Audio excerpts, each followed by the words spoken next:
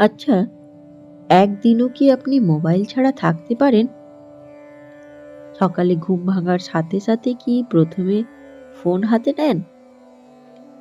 Social media scroll করতে করতে কি সময় নষ্ট হয়? মন অশান্ত হয়? কাজ করতে মন বসে না? প্রার্থনা, জপ, ধ্যান সব পিছিয়ে যায়, তাই তো? ঠাকুর শ্রী রামকৃষ্ণদেব বলেছিলেন, অধঃপতন আসতে সময় লাগে না, কিন্তু নিজেকে সামলাতে সাধনা লাগে। আর শ্রী মা বলেছিলেন, মনকে সুন্দর করো। মন যদি ঠিক থাকে, সব ঠিক থাকবে। আজকের ভিডিওতে আমরা জানব মোবাইল ও সোশ্যাল মিডিয়ার যুগে আত্মনিয়ন্ত্রণ কিভাবে সম্ভব। ঠাকুর ও মায়ের কিছু বাস্তব উপদেশ। এছাড়া ধাপে ধাপে সেলফ কন্ট্রোল করার উপায়। চলুন প্রথমে আমরা জেনে নেব সমস্যাটা কোথায়। আজ মানুষের সবচেয়ে বড় আসক্তি সারাদিন স্ক্রোল, অন্যের লাইফ দেখার নেশা, তুলনা করা, মন অস্থির, নিজের সময়ের ওপর নিজেরই নিয়ন্ত্রণ নেই। ঠাকুর বলতেন, যার মন অস্থির সে কিছুই করতে পারে না। প্রথমে মনকে নিয়মে আনতে হবে। আজ মন মোবাইলের দাস হয়ে গেছে। যার সময়ের উপর নিয়ন্ত্রণ নেই, তার জীবনের ওপরও নিয়ন্ত্রণ থাকে না। চলুন এবারে জানি আত্মনিয়ন্ত্রণ মানে কি। আত্মনিয়ন্ত্রণ নিজের মনকে পরিচালনা করার ক্ষমতা। মন যা চাইছে তা নয়, মনকে যা করতে হবে তা করানো। শ্রী শ্রী মা সারদা দেবী বলতেন, মনকে ভুল পথে যেতে দিও না, প্রথমে না বলার শক্তি শেখো। সোশ্যাল মিডিয়া আপনার সমস্যা নয়, সমস্যা হচ্ছে আপনার ব্যবহারের ওপর নিয়ন্ত্রণ নেই। আচ্ছা, এবার আমাদের অনেকের মনের মধ্যে প্রশ্ন জাগতেই পারে যে কেন আত্মনিয়ন্ত্রণ জরুরি। আত্মনিয়ন্ত্রণ না করলে সময় নষ্ট মানে সুযোগ নষ্ট, মন নষ্ট মানে শান্তি নষ্ট, চিন্তা নষ্ট মানে আত্মবিশ্বাস নষ্ট।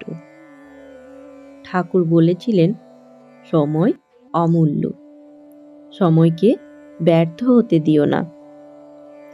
আজ 30 মিনিট স্ক্রল করতে করতে জীবন 30 বছর পরে দুর্বল হয়ে যায়। একদিন টের পাবেন, আমি অনেক কিছু করতে পারতাম, কিন্তু মোবাইল আমাকে গ্রাস করে ফেলল।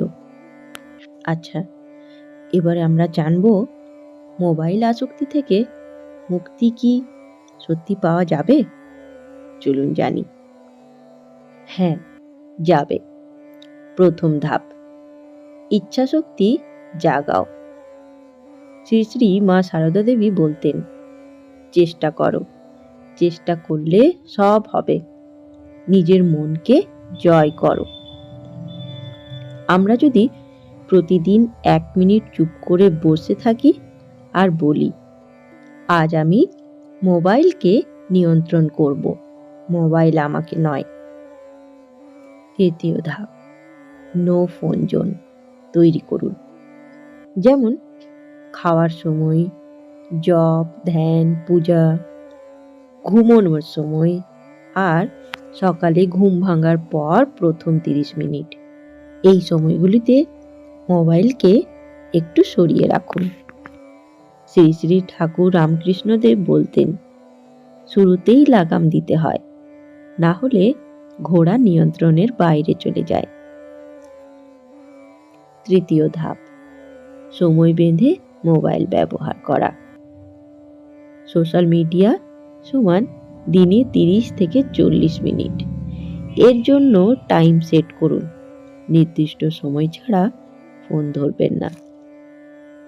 ঠাকুরের এই সময় একটি বাণী মনে পড়ে যায়, যা সীমার মধ্যে থাকে তা ভালো। চতুর্থ ধাপ, মোবাইলের পরিবর্তে ভালো অভ্যেস গড়ে তুলুন, যেমন বই পড়া, গান, কীর্তন, ডায়েরি লেখা, পরিবারের সাথে কথা বলা, প্রকৃতিতে হাঁটা। আর এই সময় মা সারদার একটি বাণী মনে পড়ে যায়। মা বলতেন, মনকে ভালো কাজে লাগাও, খারাপ কাজের জায়গায় মনকে বসতে দিও না। পঞ্চম ধাপ, প্রতিদিন আত্মপরীক্ষা। রাতে ঘুমোতে যাওয়ার আগে নিজেকে প্রশ্ন করুন, আজ কত সময় অপচয় করলাম? আমি আজ মোবাইলের কাছে হার মানলাম না জিতলাম? ঠাকুরের একটি বাণী আছে, জানেন তো? ঠাকুর বলেছিলেন, নিজেকে প্রতিদিন জিজ্ঞেস করো, আমি কি উন্নতি করছি? ষষ্ঠ ধাপ, জপ ও নাম স্মরণ। শ্রী শ্রী মায়ের বাণী, জপ করো, মন স্থির হবে, শক্তি বাড়বে। যখন মন সোশ্যাল মিডিয়া চাইবে, জপ শুরু করুন, দেখবেন আস্তে আস্তে আপনার জীবন বদলে যাবে। বন্ধুগণ, সবশেষে বলা যেতেই পারে, আজ থেকে চলুন আমরা সবাই একসাথে একটা প্রতিজ্ঞা করি যে আমি মোবাইলকে ব্যবহার করব, মোবাইল আমাকে নয়। মা সারদা দেবীর বাণী, নিজে আলো হও, অন্যকে আলো দাও। এখন আপনার জীবন আপনার হাতে, নিয়ন্ত্রণ করুন, গড়ে তুলুন এবং সুন্দর করুন। ধন্যবাদ বন্ধুগণ, আশা করি আজকের এই ভিডিও আপনাদের ভালো লেগেছে। ভালো লাগলে অবশ্যই ভিডিওটিকে একটি লাইক করে দেবেন আর বন্ধুদের সাথে শেয়ার করবেন, যাতে ঠাকুর, মা ও স্বামীজির বাণী তাদের কাছেও সবার প্রথমে পৌঁছে যায়। ধন্যবাদ, ভালো থাকবেন। জয় ঠাকুর, জয় মা, জয় স্বামীজি।